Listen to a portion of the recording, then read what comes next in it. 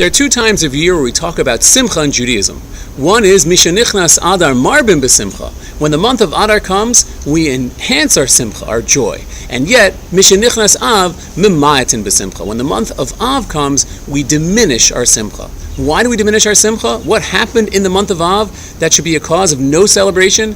The answer is we lost both the first and the second temple on the 9th of Av. So as we get closer to the month of Av, and as we enter the month of Av, our mourning process continues. Now, I just want to illustrate a point that it seems that if we look at our history, the Jewish people were very close and united in our land, connected with God. Comes the destruction of the temple, and boom, we're dispersed everywhere. How are we supposed to relate to that? What was the message God was giving us? I'll tell you a story. There was once a young boy who was given instruction by his father. And his father said, you really need to move that container. And the boy didn't listen. And the father said again, Jake, you have to move that container.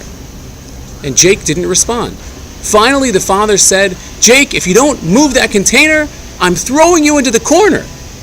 And Jake is sitting there bawling and bawling and bawling. And his mother comes up to him and says, what's the problem? And he says, well, Dad wanted me to move a container and I didn't do it. And his mom said, why didn't you do it?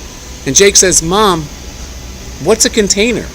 And so here you have a father who's giving strict discipline. The boy doesn't understand.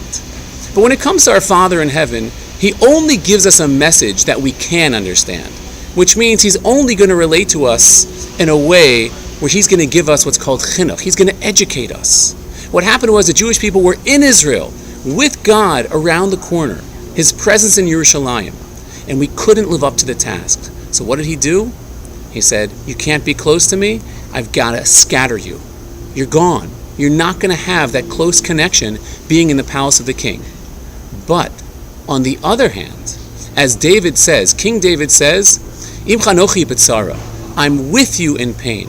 Don't think that God just said, you're gone, you're abandoned, you're a forgotten thought of history. Absolutely not. What happened was, he says, I'm sending you into exile, but I'm coming with you. The reality is, in a very unique expression, we don't say Tachanun on Tisha B'Av.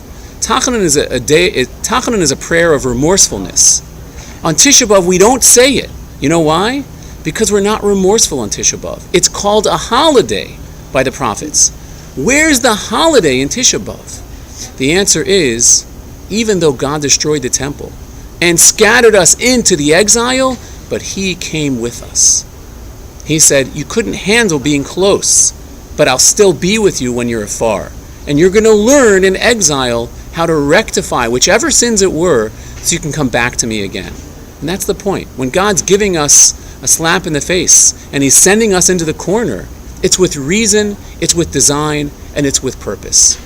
And so therefore we say, as the Lubavitcher Rebbe says, Mishenichnas Av Mamayatin, when it comes to the month of Av, we reduce, but we reduce with Simcha.